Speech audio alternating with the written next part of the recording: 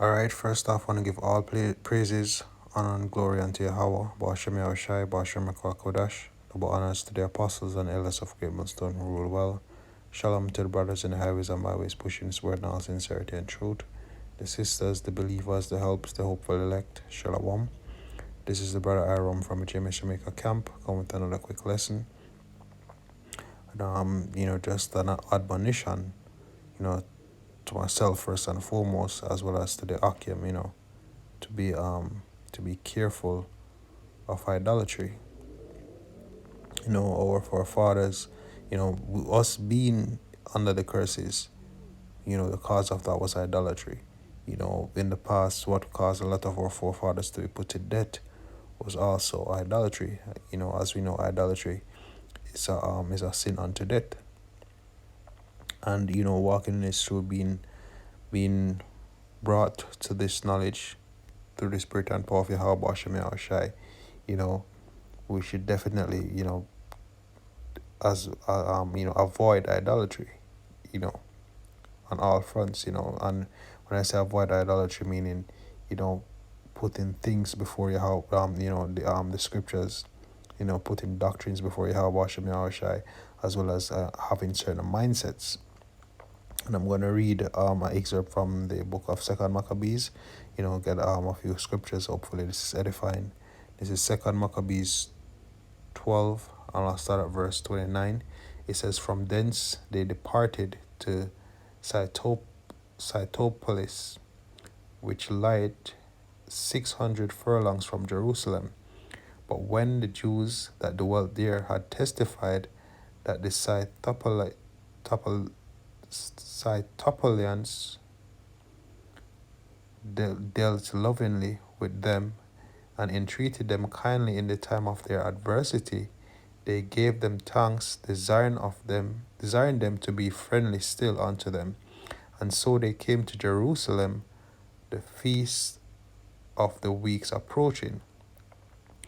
And after the feast called Pentecost," which shows that, the Apocrypha also lines up with the scriptures, "they went forth against Gorgias, the governor of Idumea." All right, so pretty much went against Edom, right after the feast of Pentecost, right?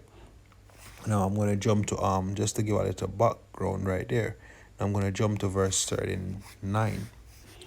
Right, it says, "And upon the day following, as the use had been, Judas and his company came to take up the bodies of them that were slain, and to bury them with their kinsmen in their father's grave." So there were a couple battles, and a few of the Israelites were slain. Right, verse 40 says, "Now under the coast of everyone that was slain, under the coats, Salakia, of everyone that was slain, they found things consecrated to the idols of the Jamnites, which is forbidden the Jews by the law. Then every man saw that this was the cause whereof they were slain." All right, we're in a spiritual war. All right, we're in a spiritual battle. So if your spirit, if our spirits are tainted, with idolatry, then we're going to have to face the consequences, right? And, the ultimate test, is going to be, the MOTB, which is, whether or not we're going to accept Esau, Edom as our God, or we're going to, hold fast the faith and have, and trust in Yahweh, Ba'ashem Yahushai, Ba'ashem Kodash. All right? Verse 41 says, "And all men therefore praising Yahweh, the righteous judge, who had opened the things that were hid." All right, so the Lord pretty much brought it to light. There's no unrighteousness in him, right? Betook themselves up unto prayer and besought him that the sin committed might wholly be put out of remembrance. Besides, that noble Judas exhorted the people to keep themselves from sin, for so much as they saw before their eyes the things that came to pass for the sins of those that were slain. And that is why we try to keep the law, according to the inward man. We keep the laws to the best of our ability. But in the book of Romans, Paul says that with his flesh he serves the law of sin, but with his spirit he serves the law of Yahweh Shem Yahushai, meaning that he has a full conscience as it comes on to the Lord's judgments, statutes, and laws. All right. It says, and when he had made a gathering throughout the company to the sum of 2,000 drachms of silver, he sent it to Jerusalem to offer a sin offering, doing therein very well and honestly, in that he was mindful of the resurrection. For he had not hoped that they that were slain should have risen again. It had been superfluous and vain to pray for the dead. And also in that he perceived that there was great favor laid up for those that died godly. It was an holy and good thing. Slack, let me read that again. It says, and also in that he perceived that there was great favor laid up for those that died godly. So even if we should actually die, it's good for us to die godly. Not that we should that we should die, in transgressions, meaning that the reason why we're actually dying is because we're corrupt in spirit. All right. If the flesh is corrupt, we already know that, but it's to be clean and perfect in spirit through the spirit and power of Yahweh Shem Yahushai. That's how you die godly. When you die for the sake of Yahweh Shem Yahushai.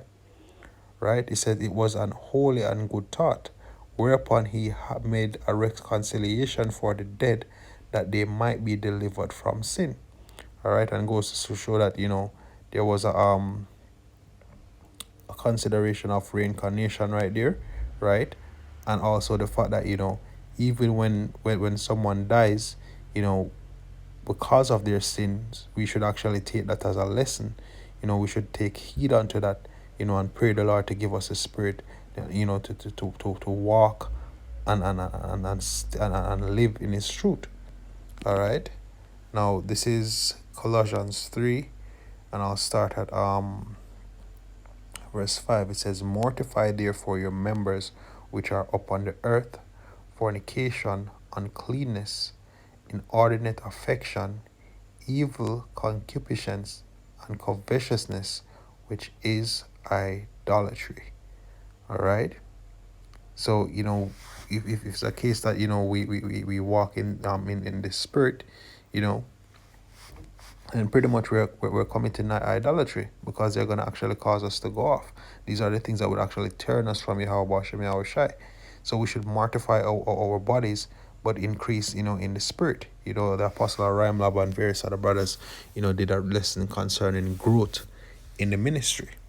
Right? It says, for which things say the wrath of the Most High cometh on the children of disobedience.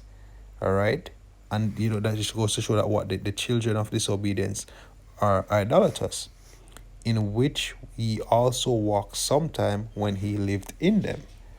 But now he also put off all these: anger, wrath, malice, blasphemy, filthy communication out of your mouth.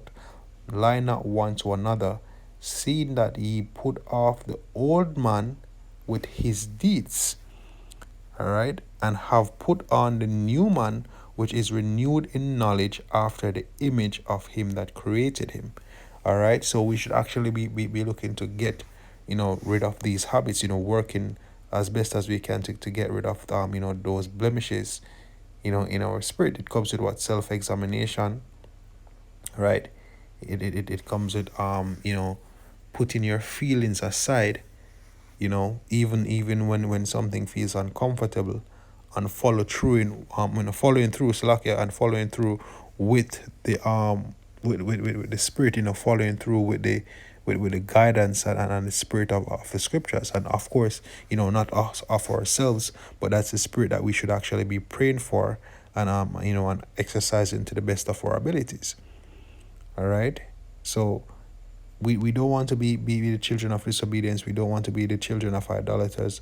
We don't want to be the children of sin. We don't want to be the children of death. We want to be the children of light and of life.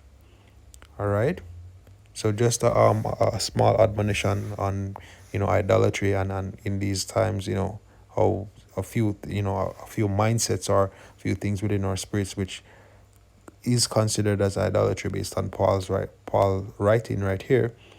So, just a few things to take in mind. Once more, to give all praises, honor, and glory unto Yahweh Bashem Yahushai Bashem Rakakodash. Double honors to the apostles and elders of Great Millstone who rule well. Shalom to the brothers in the highways and byways pushing this word now, sincerity and truth. The sisters, the believers, the helps, the hopeful elect. Shalom.